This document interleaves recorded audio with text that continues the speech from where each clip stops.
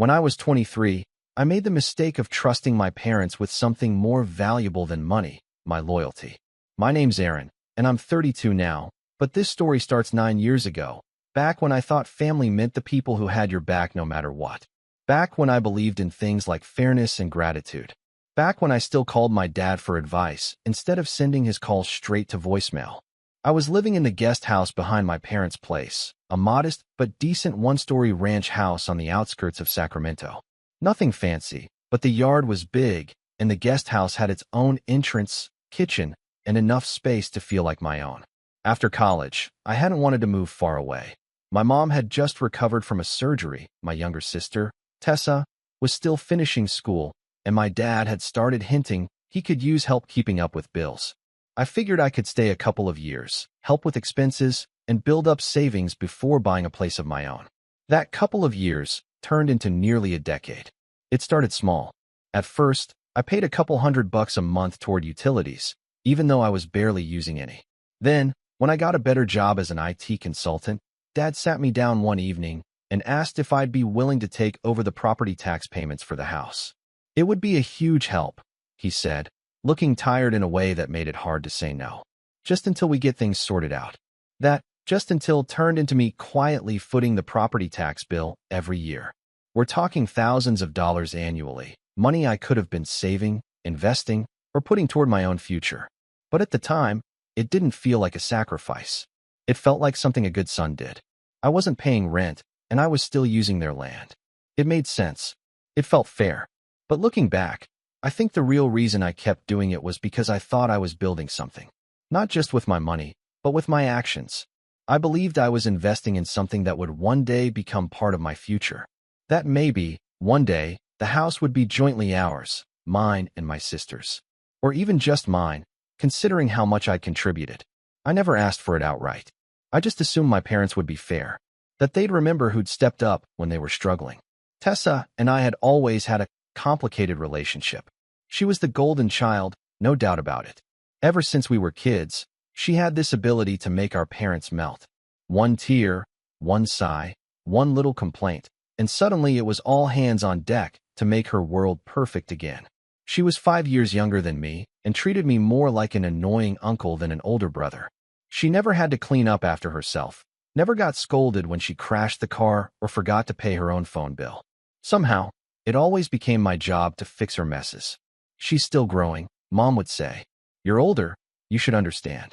Even now, I can hear those words. You should understand. Anyway, back to the house.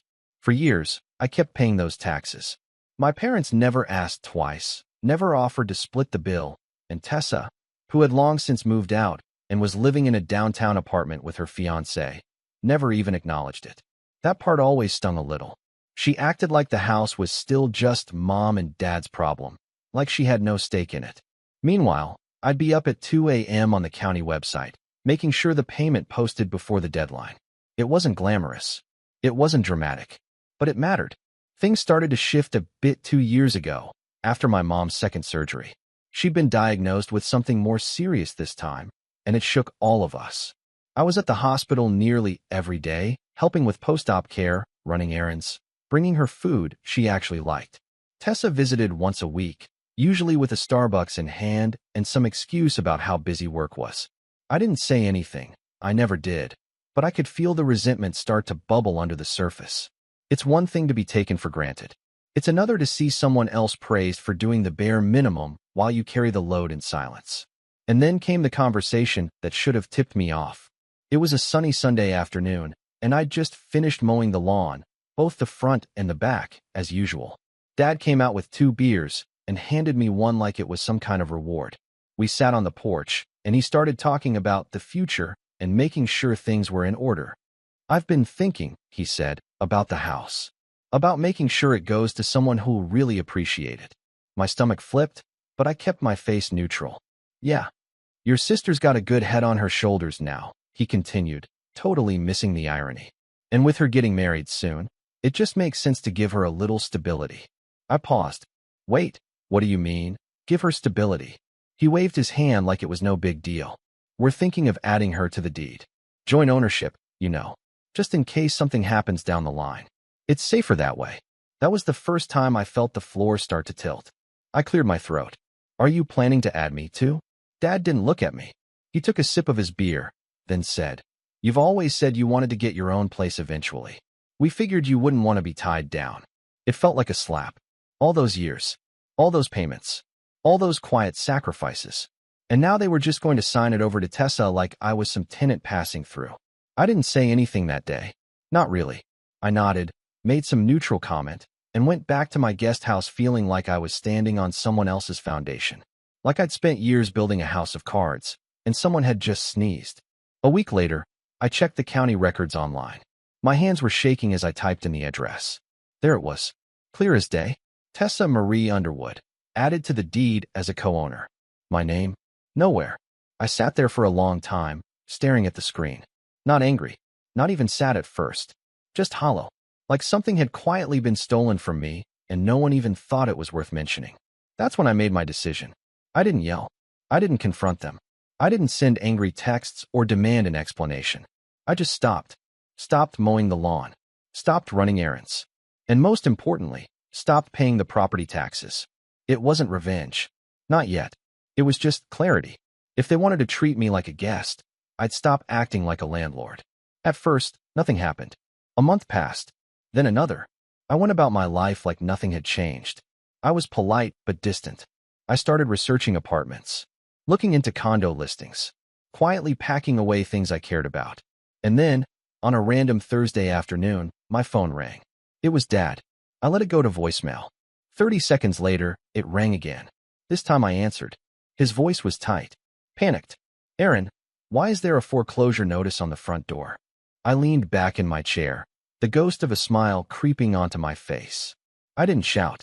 I didn't gloat. I just said, ask the homeowner. And then I hung up. That was the moment everything really began to unravel. After that call, the silence was almost louder than the words that had passed between us. I expected an explosion. I thought maybe Dad would come knocking, yelling, demanding an explanation. But no, what I got instead was avoidance. Tense silence from the main house. Passive-aggressive texts from Mom like, Are you doing okay, sweetie? And Tessa said you've been distant lately. Hope everything's all right. I didn't reply. I didn't need to. They knew exactly why I'd gone quiet. The funny thing is, I think they expected me to cave first. Like I'd eventually come around, get over it, and resume playing the dutiful son. The dependable one. The one they could count on to show up even when they treated me like an afterthought. That's always been the dynamic. Tessa creates the mess, I clean it up. They make decisions, I accept them. They screw me over, I stay quiet. But not this time. That one sentence, ask the homeowner, was the first time I'd set a boundary so hard it echoed. And the thing about boundaries is, people who benefit from your lack of them never take it well when you finally draw a line. It started subtly. Little things. I'd come home from work and find the gate locked, even though it never had been before. The trash bins from the guest house would be dragged back to the side of the property before I got a chance to bring them in. Clearly some passive-aggressive move, because it never came with a note or message, just done without a word. Then one Sunday, I walked outside to find my car boxed in. Tessa's little white SUV was parked behind it, her windows down, music playing, but no one in sight. I waited 15 minutes. Nothing. Knocked on the main house door. No answer. Finally, I texted her. Can you move your car? I need to leave. No reply. Another 10 minutes passed before she strolled out, sunglasses on, iced coffee in hand, and moved her car without acknowledging me. I didn't bother speaking either. It was like they'd flipped a switch, and now I was just invisible. A background character in their life. And Tessa? She was thriving in her role as the new co-owner. She'd started coming by more often, rearranging things in the garage, barking orders at Dad like she was running the place. She even got a new welcome mat for the front door that said, The Underwoods, EST 2023. It made me want to throw up. Then came the family dinner. It was late September, around my mom's birthday. I hadn't been invited, obviously, but Mom texted me the day before asking if I could pop in for cake. Against my better judgment, I said yes. I figured it was an olive branch, or at least an opportunity to be in the same room and maybe, clear the air. I showed up with a bottle of wine and a store-bought cake since I wasn't sure if they'd already had one. Mom answered the door, smiled like nothing was wrong, and hugged me tight like she hadn't just helped write me out of the family legacy. Inside, Tessa and her fiancé Greg were seated at the table, laughing with Dad over something on her phone. They barely glanced up when I walked in. I set the wine on the counter, and Mom motioned for me to sit. It was normal for exactly 3 minutes. Then Tessa leaned forward, grinning, and said, "Oh, you'll never guess what we're doing next week. We're meeting with an interior designer." I blinked. "For what?" She tilted her head, mock confused. "For the house, obviously." Dad chuckled. "Tessa has a great eye for this stuff. She wants to redo the kitchen." I stared at him. "The kitchen's fine." Tessa shrugged. "Not really. The cabinets are from, like, 2002. We're thinking navy blue with gold fixtures.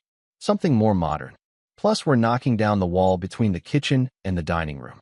Gonna open it all up." I laughed, thinking it was a joke. No one else laughed. Greg added, "Yeah, we already got a quote. It's a bit steep, but it's an investment, right?" An investment. Into a house I'd kept afloat for nearly a decade. I put my fork down. "And when were you planning to tell me this?" Tessa rolled her eyes. "Aaron, it's not really your concern. You're just staying in the guest house. Just staying. Just staying." I looked at Mom, then Dad. Neither met my eyes. "Tessa," I said, my voice low, "you wouldn't have a house to remodel if I hadn't been paying the taxes on it for the last 9 years. She raised an eyebrow. "Yeah, but you lived here rent-free. That was the deal, right?" I shook my head slowly. "There was no deal. I did it because Dad asked me to. Because you all needed help." Dad finally spoke. "Son, no one forced you to pay those taxes." Mom added, softly, "We're grateful, really. But the house was always going to be hers." There it was, said out loud. "Not ours. Not both of yours. Just hers." Tessa's face lit up like she'd won something. "See? It's not personal. It's just how it worked out."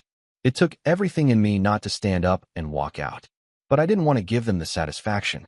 Instead, I sat through the rest of the dinner like I was watching strangers play out some sitcom version of my life. Mom asked me about work. Dad talked about football.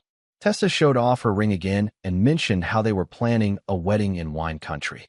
Every sentence was a reminder that I didn't belong, that I was no longer considered family, just furniture. After the dinner, as I was leaving, Mom walked me to the door and said quietly, "You know we love you, right?" I didn't answer, because I didn't believe it anymore.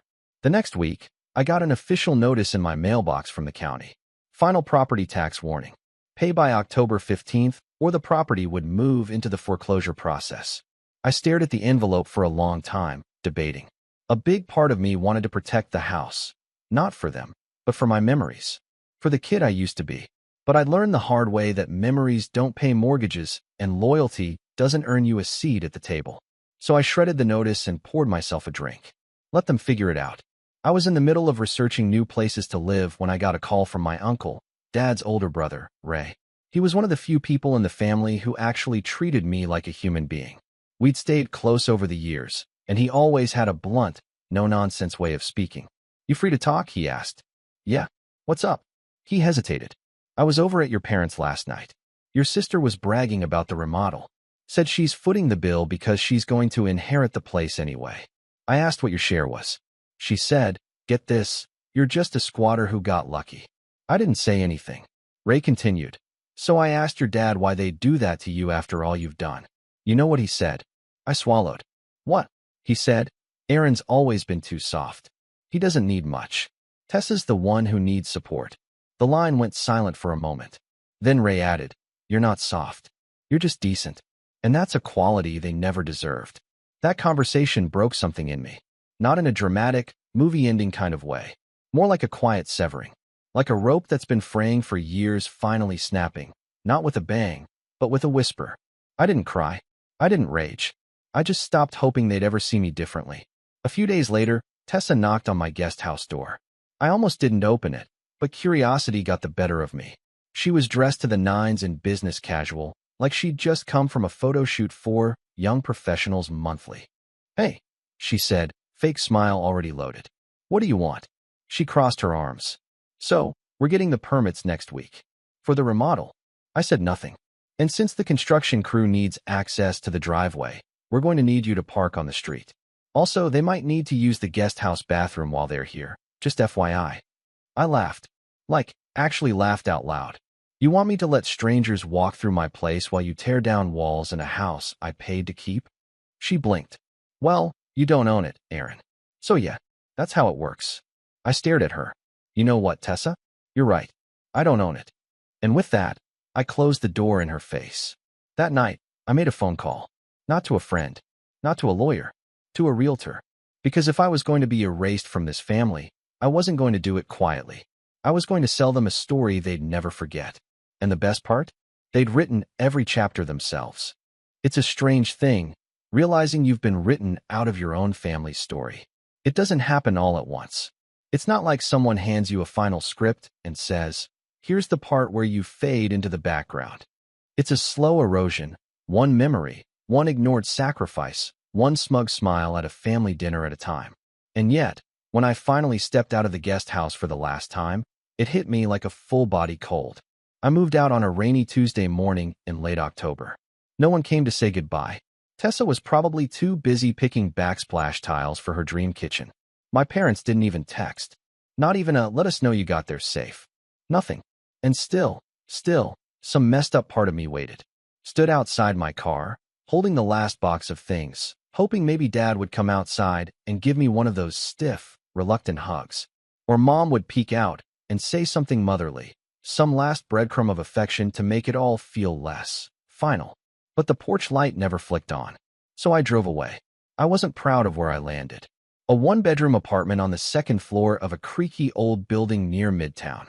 The plumbing made a choking noise every time I flushed. My upstairs neighbor had a chihuahua that barked like it had PTSD.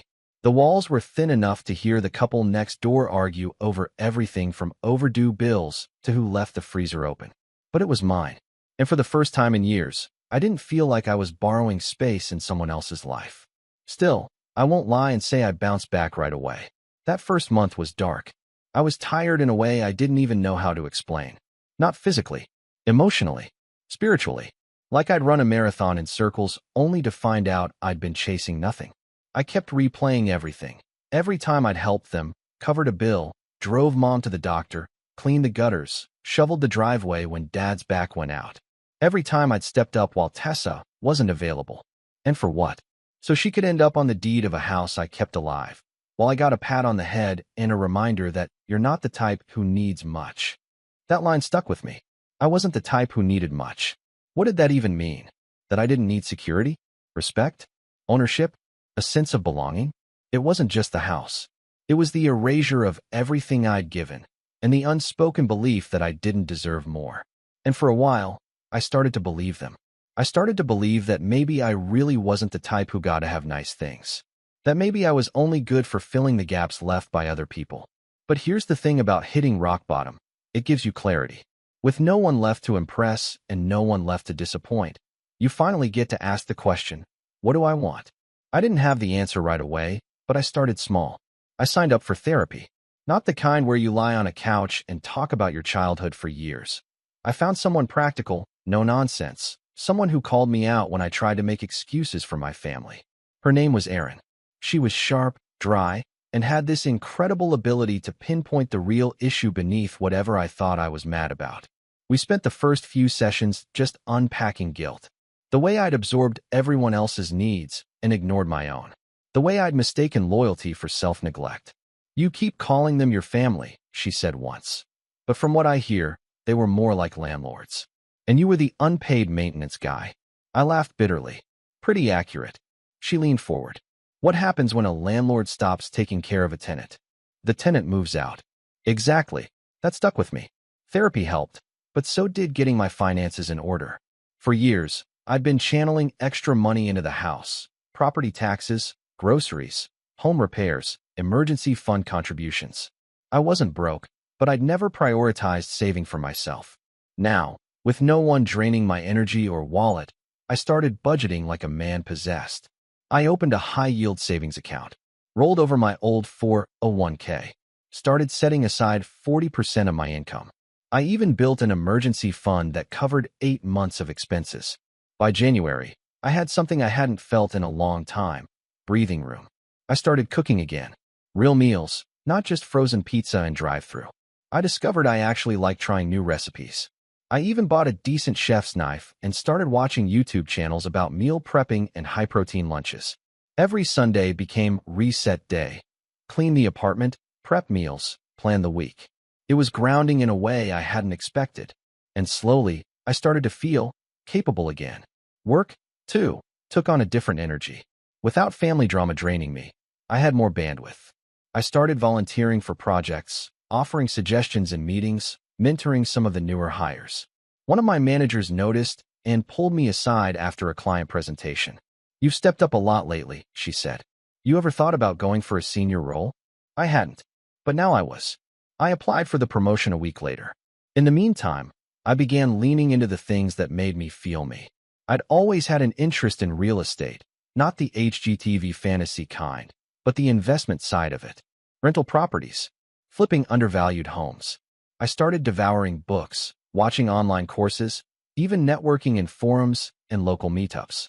It started as curiosity, but it grew into something more. Maybe, I thought, just maybe, I could do what my family never let me. Own something. Build something. Not for them. For me. The turning point came in late February. I got a text from an old college buddy, Malik. We hadn't talked much in recent years. Life had happened, but we always clicked when we reconnected. He was living in Reno now and had just inherited a duplex from an uncle who passed. The place needed work, and Malik didn't have the time or know how to fix it up, but he didn't want to sell either. "I remember you were into this stuff," he texted. "You want to help me fix it up and split rental profits?" I stared at the message for a long time, and then I replied, "Yes." That single decision became the seed of something bigger. I took a few vacation days and drove to Reno to walk the property. It was a mess, peeling paint, outdated wiring, avocado green kitchen tiles, but it had good bones. Over the next couple months, I helped manage the renovation, brought in contractors, sourced materials, even got my hands dirty on demo day. I'd never felt so alive. It was hard work, but it was mine. By May, we had tenants lined up and rent checks rolling in.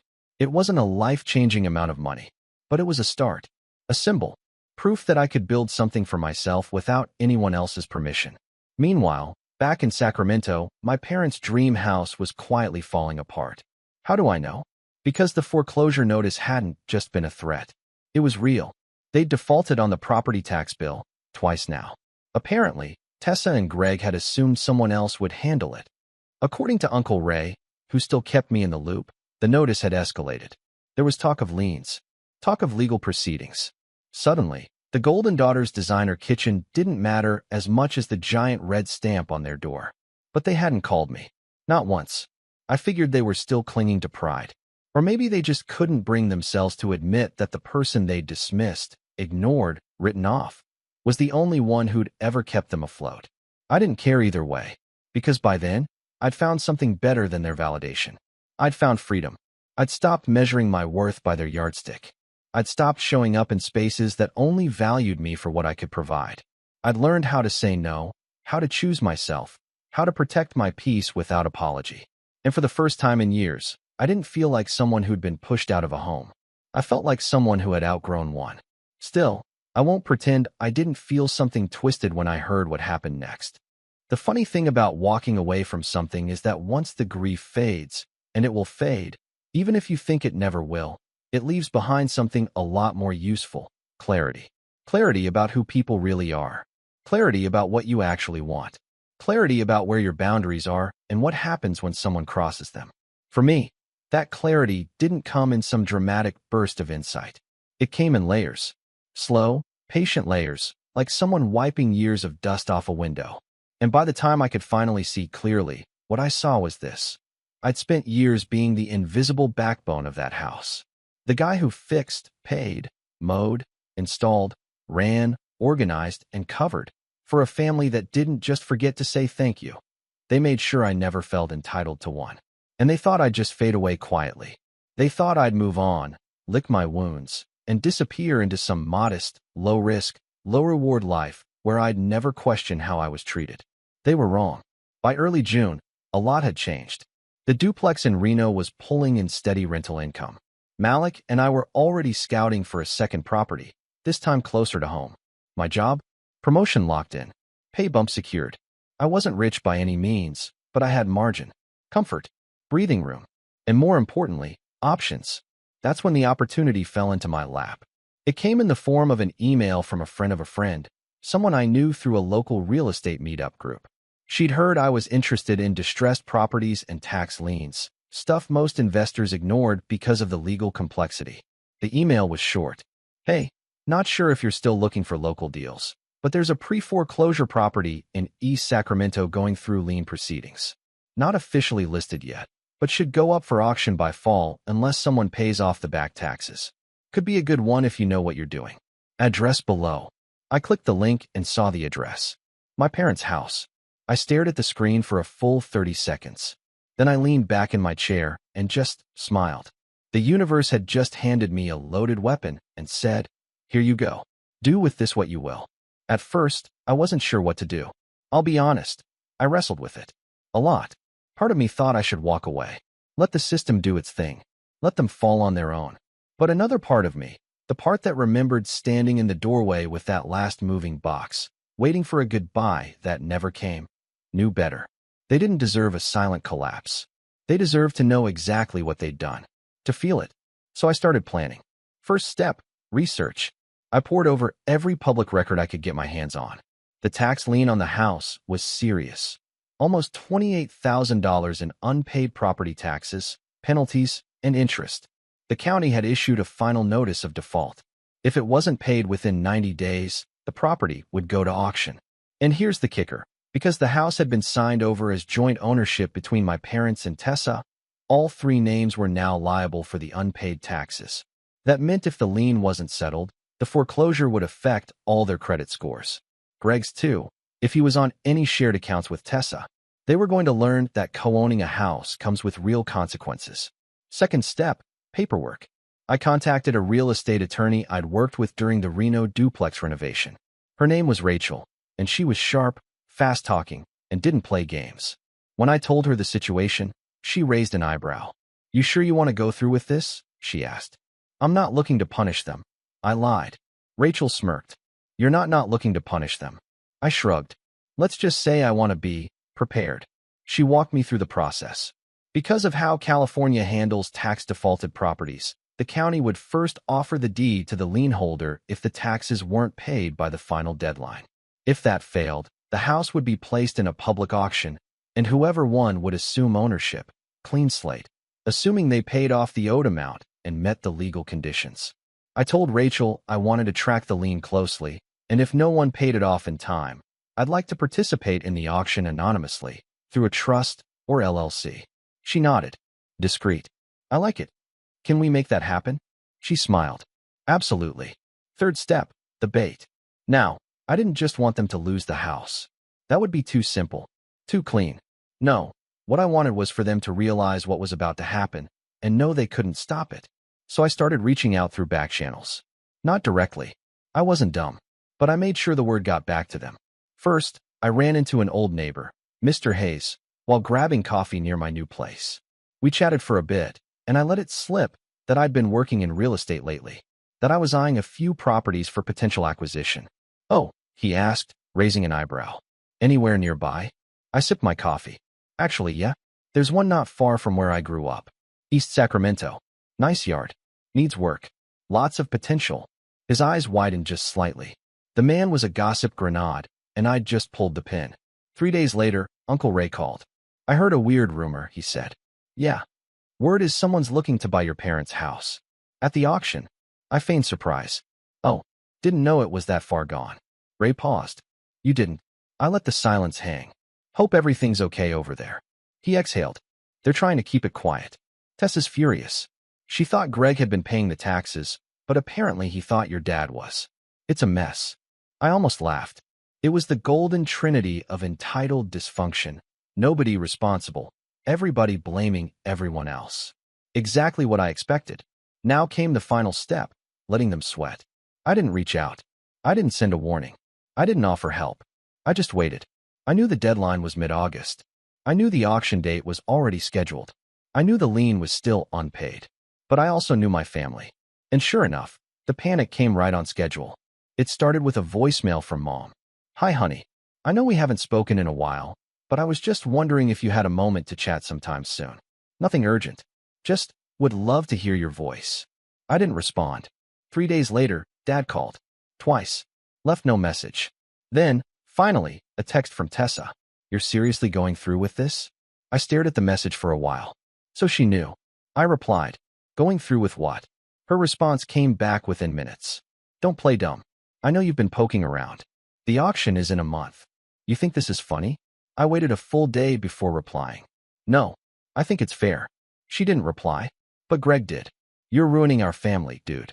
Our family. Right. The same family that once locked me out of a house I paid to keep. The same family that left me off the deed like I was some stranger renting a couch. The same family that gaslit me into thinking I didn't need much. I didn't reply to Greg either, because it wasn't about them anymore. It was about me. For the first time in my life, I was holding the cards. I was sitting at the table they never let me join, and they knew it. And the best part? They still didn't know what I was really planning to do if I won that auction. Because I wasn't just going to take the house. I was going to make sure every inch of it reminded them exactly who kept it standing all those years, and exactly who let it fall. August 14th arrived with no fanfare. No last-minute miracle. No Hail Mary wire transfer from Tessa or groveling text from my dad. The deadline had passed.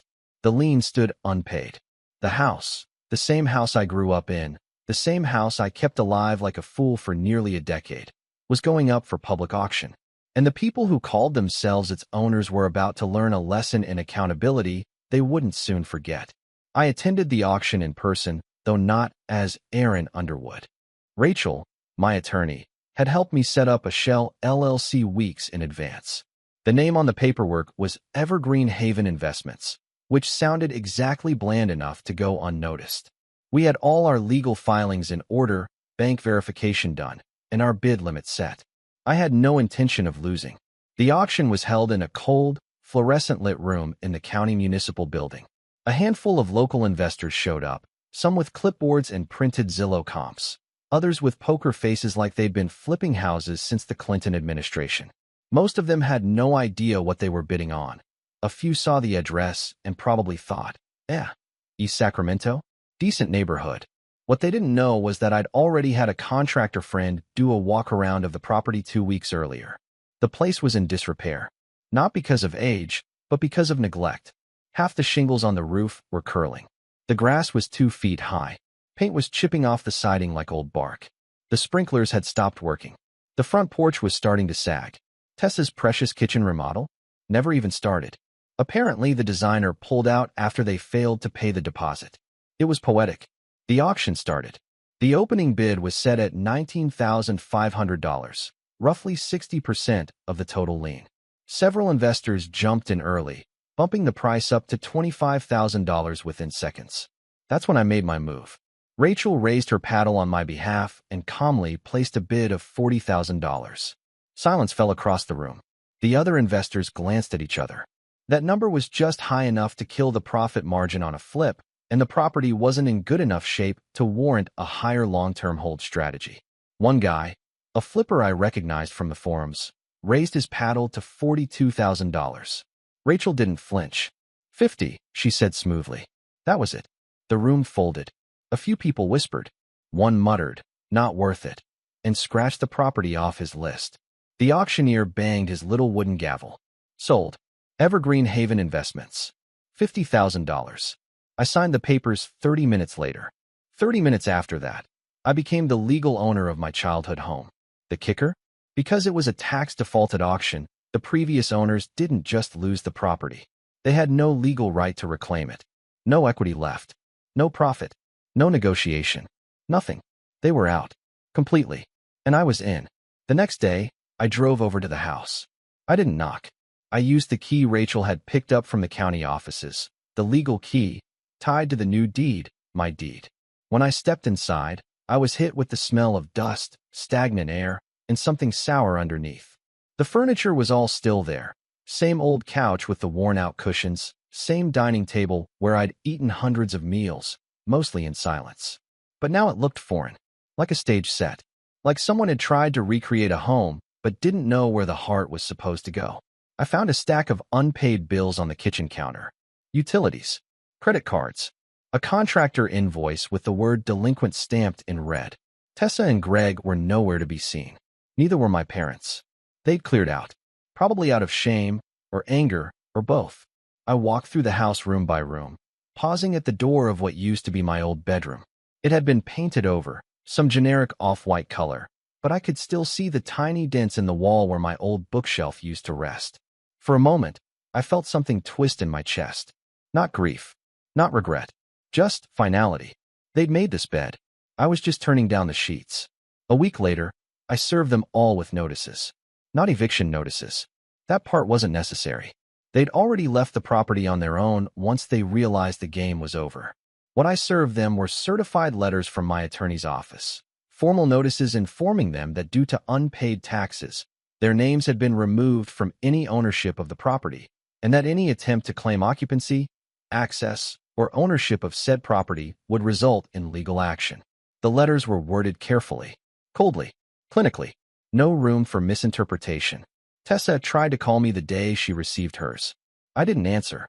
Greg tried to email, of all things, with a subject line that just said seriously, delete. But Dad? He showed up. I was out front trimming the overgrown hedges, earbuds in, when I saw the familiar silver Toyota Camry pull up. He parked across the street and didn't get out for a full 2 minutes. When he finally did, he walked slowly, like every step was a weight. He looked older than I remembered. Hey, Aaron, he said quietly. I took out one earbud. Hey, you got the house. I nodded. Yeah, legally. Clean title. He looked down at the sidewalk. I didn't think it would actually happen. You didn't think someone would pay the taxes? He didn't answer that. We stood there for a long time. Then he said something I didn't expect. I was wrong. Just like that. No excuses. No long-winded explanation. Just those 3 words, hanging in the air like smoke. I should have done right by you, he said, voice barely above a whisper. We should have. You carried us. I see that now.